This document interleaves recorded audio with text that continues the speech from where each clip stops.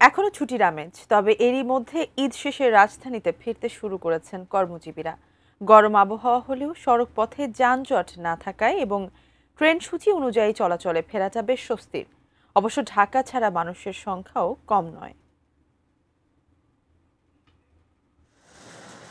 জ্যৈষ্ঠের গরম, এরপরও ঢাকায় ফেরাটা এক ধরনের স্বস্তির। কারণ যান্ত্রিক এই জীবনে ছুটি মেলে খুব কমই। অল্প সময়ের জন্য হলেও প্রিয়জনদের সঙ্গে ঈদের সময়টি কাটাতে পারাটা আনন্দের। সকাল থেকে মোটামুটি সূচি অনুযায়ী ট্রেন পৌঁছাচ্ছে কমলাপুর স্টেশনে। অনেকে স্ত্রী সন্তানদের রেখে একাই ফিরছেন ঢাকায়, আবার কেউ কেউ ফিরছেন সপরিবারে। ঈদের সময় খুবই ভালো কাটছে, বাচ্চা কাচ্চা এবং আত্মীয় স্বজন নিয়ে। এখন আবার আত্মীয়দের বাসায় যাচ্ছি। ভিড় হবে এটার জন্য চলে আসলাম, ফ্যামিলি একটা নিরাপত্তা আছে এই জন্য চলে আসলাম। যাওয়ার দিনে অনেক কষ্ট ছিল, পা রাখার জায়গা ছিল না, বাট আজকে অনেক শান্তি এবং শান্তিময় একটা জার্নি হয়েছে, অনেক ভালো হয়েছে। ব্রেকফাস্ট, টিফিন কিংবা স্ন্যাক টাইমে মজাদার আয়োজন মানে অল টাইম ব্রেড।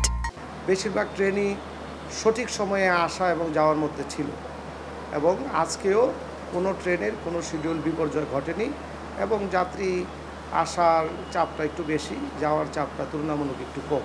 অন্যদিকে ট্রেন যাত্রায় ঢাকা ছেড়ে যাচ্ছেন উল্লেখযোগ্য সংখ্যক মানুষ। কেউ কেউ জরুরি কাজে ঈদের আগে যেতে পারেননি, আবার অনেকে এসেছিলেন ঈদের ছুটিতে ঢাকায়। ঈদের আগে যাওয়া আসায় রাস্তায় জ্যাম ছিল, টিকিট পাওয়া যায়নি, এ কারণে আসলে ঈদের পরে যাচ্ছে।